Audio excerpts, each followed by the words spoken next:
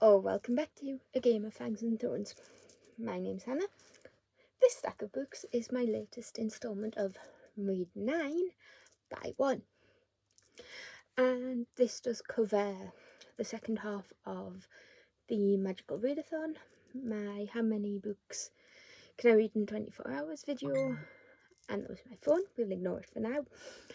And just the odd few else I've read in September. That was a really weird way of phrasing things, wasn't it?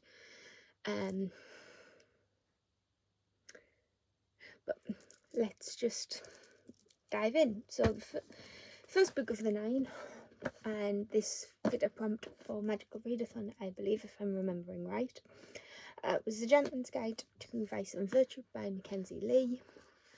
I ended up giving this 4 stars. It is basically a historical romance, a historical boy gay romance between Henry, who is a lord and in a position of power, wealth and influence, and his best friend Percy.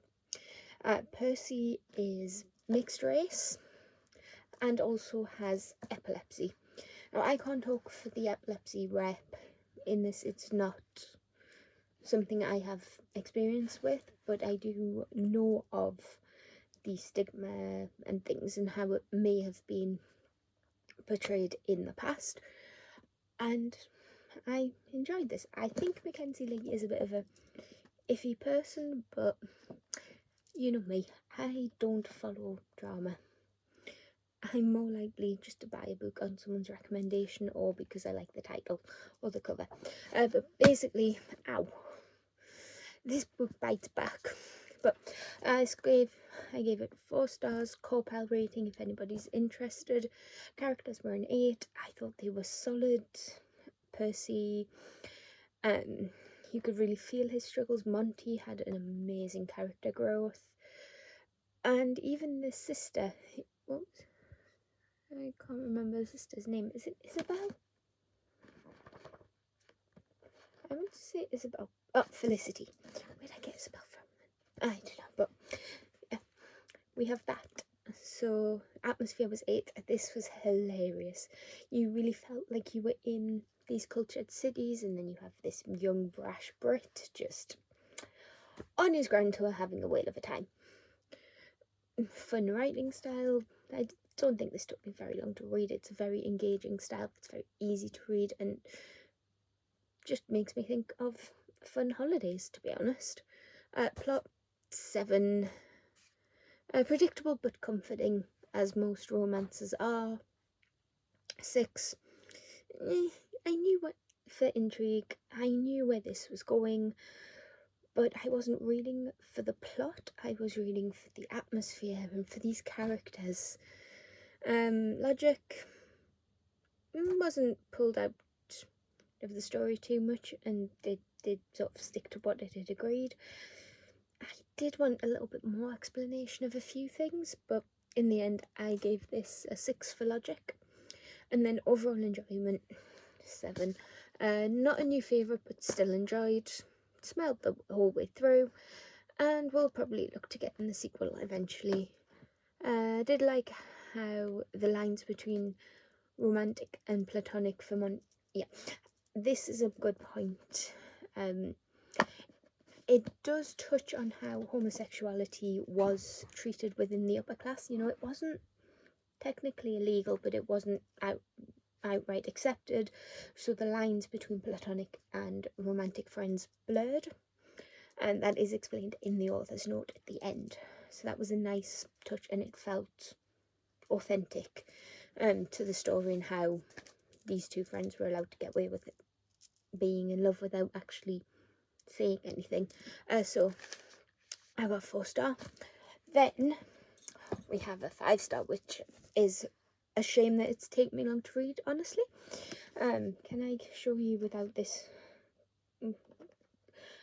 The light isn't great, and this is a very reflective title, but that is Laini Taylor's Strange the Dreamer. This is a backlist title that I am ashamed has taken me so long to get to. This was published in 2018. why did I wait so long? But anyway, this got 9s and 10s across the board.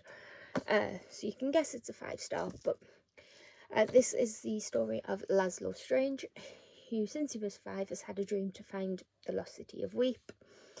But he's a library kid, he's an orphan, he doesn't think that chance would ever happen, and he doesn't think he would be brave enough. However, he, in a case of right place, right time, really, ends up on an expedition with a Godslayer and a band of legendary warriors to go seize his dream, basically. But it is so much more than just an adventure story. This is a story of gods and monsters, and how the gods aren't necessarily always good, monsters aren't always bad, and sometimes the people you trust can turn on you. And the ending. What? Laini Taylor, you are a mean woman. So obviously, 5 stars for that one. It gave me that emotional connection. I think I cried. Then we have a dragon book, which obviously, if you know me, dragons get automatically, especially if they are intelligent in some way, shape or form. But this got 5 stars. This is A Natural History of Dragons, which is a memoir by Lady Trent, written by Marie Brennan, and this is a fake autobiography of Lady Trent, who is the world's preeminent dragon naturalist. And I think I read this in like one sitting. I think I read this before I went to Paris on that 24-hour day, which was, I did it, but you know, it was a long day. This got 9s and 10s, but logic did let it down slightly for me. What did I put? It posed questions and answered them, and then the answers are questioned, and then with new evidence the questions are answered and looked into again.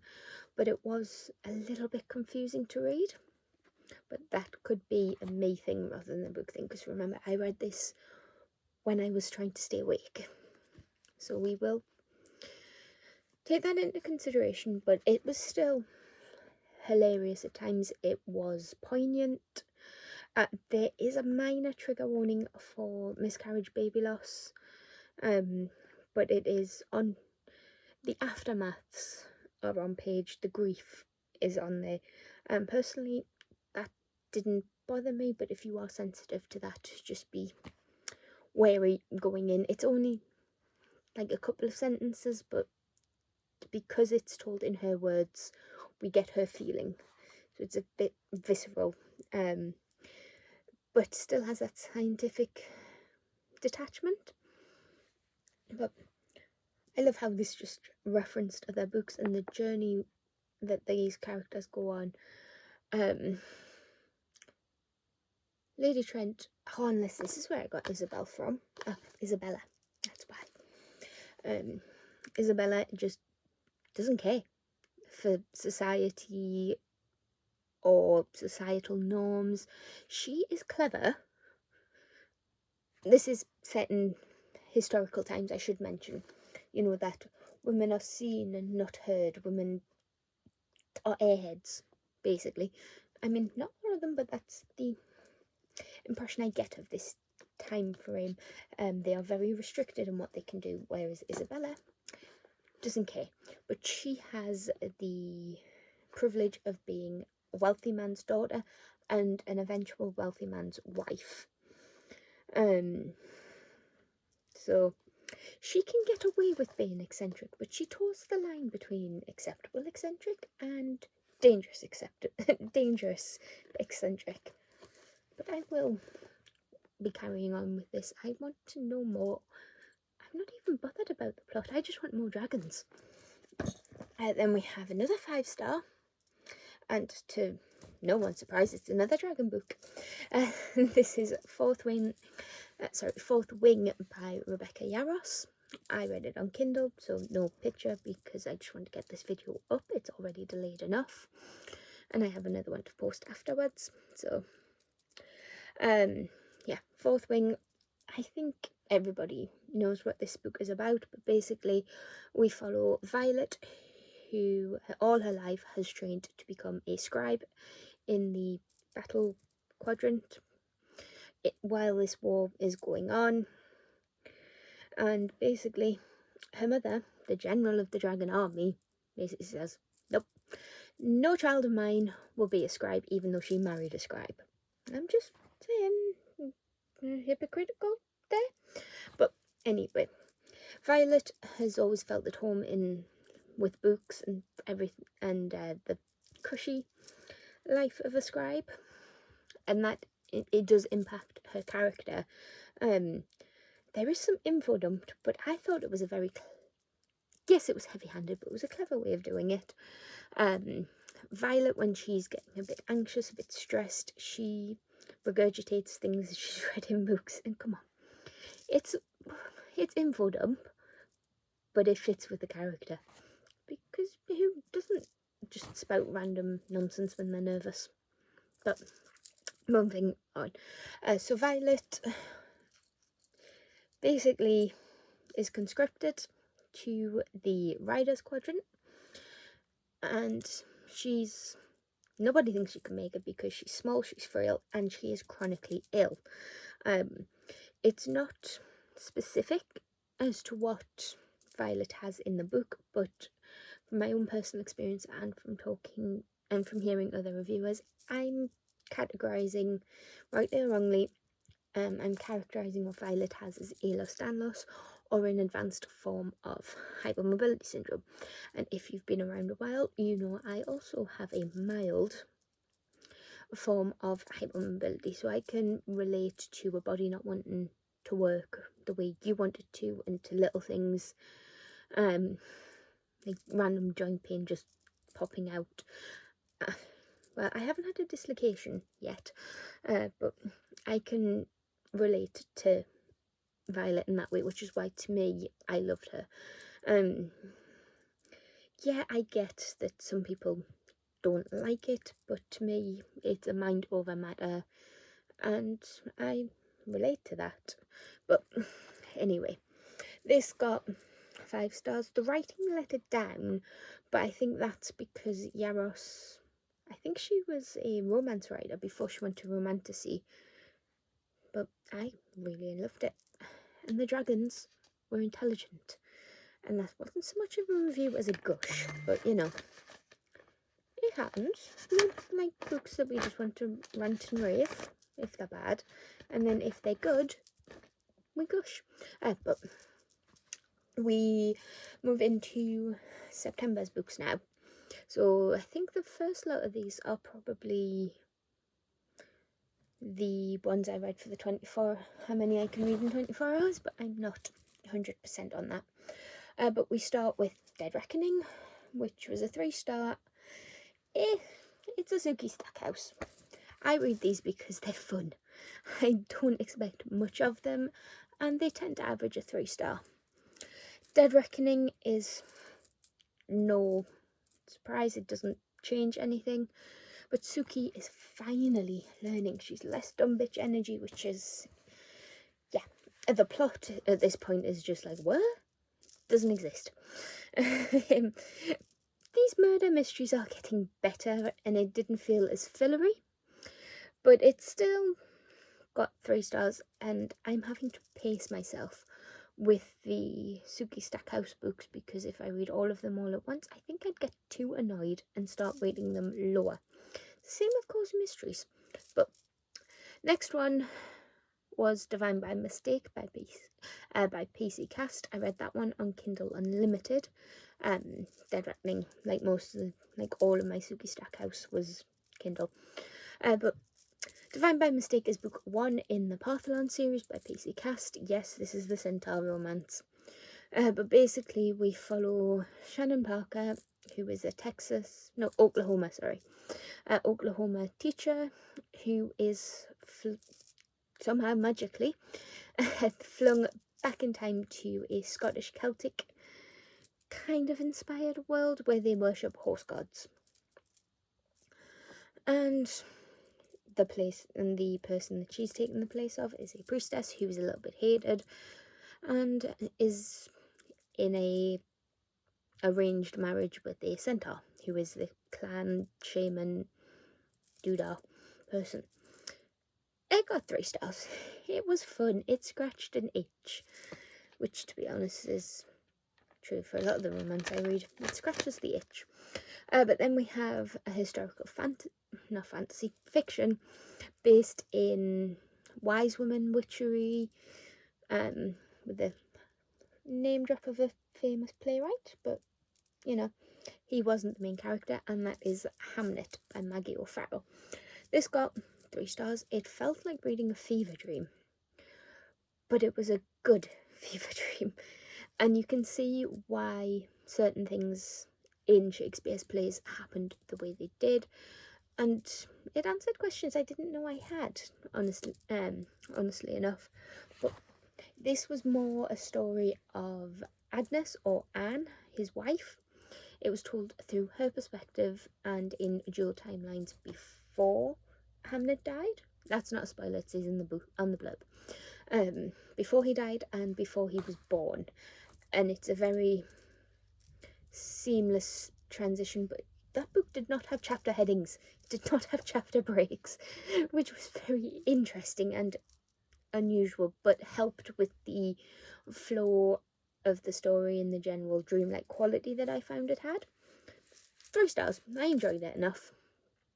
And then we have another 5-star, which was Guild by Raven Kennedy, which is book 1 in the Plated Prisoner series, which is the Midas retelling, that dark fae retelling magic. Basically, we find out early on that this Midas is not what you think. He does have the gold touch, and he has gold touch our main character Oren, so she's pretty much a living gold statue with these extra tail things. That's not the word I was looking for, but you know, she has these ribbony things which sprout down her back, and she prehensile, that was the word. She has those, and it went in a direction I wasn't expecting. The author Raven has put a full list of content trigger warnings in the front page, but to me, like I've said before, nothing really bothers me in books, but I'm lucky in that way, and I'm incredibly grateful. The sex scenes mainly are in the front, and it's more to give you a sense of what kind of man Midas is and why Oren is the way she is, because she's basically a prisoner. She's in this giant birdcage, but she's happy to be there until she starts questioning things and Midas makes a bargain that affects her. And I am very intrigued to see where that one goes, because it's a 5-star. I could not put this down. Hamnet and Guild were physical books, because I forgot to mention that too. Then we have Daisy Jones and Six, which I'm as surprised as you. Another 5-star. This is the music one that I think is roughly based on Fleetwood Mac, but I can't say for certain. And we follow, it's told as an interview format, which really speeds up everything, and I think adds to the whole effect of it.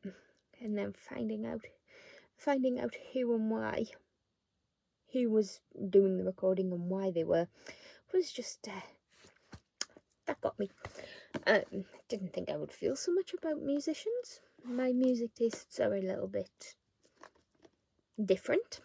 I'll listen to most things, but you can understand why, hearing things from a musician's point of view, and I have a soft spot for musicians, let's be honest, especially men who sing. But what was I saying? Oh yes, I got off track. This got 10s across the board, so I can understand why people rave about Taylor Jenkins Reid. So this is the music one, and you have that sense of something is happening, something big is going to happen, and then it happens, and then you're left with the fallout. I didn't think what was going to happen wasn't what I thought was going to happen, but I have to admit, what happened in here would have been better than what I was thinking.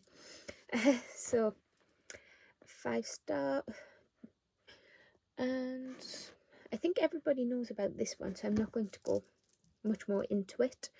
And that was the last book of the 9. So I didn't finish any series, so I'm not allowed to start a new one. But because I loved, where'd it go? This one so much, I had to get the sequels. So, you know, the buy one for this installment is Muse of Nightmares by Laini Taylor, the sequel to the incredible Strange the Dreamer, and hopefully I get to read it soon. So, as always, I've said my 9. I talked about the one I bought briefly because, you know, sequel to this one, which I've already told you about. So with that, it's the end of the video, and if you liked it, give it a like and hit that subscribe button if you want to see this, talk about these, and I'll see you in the next one. Bye.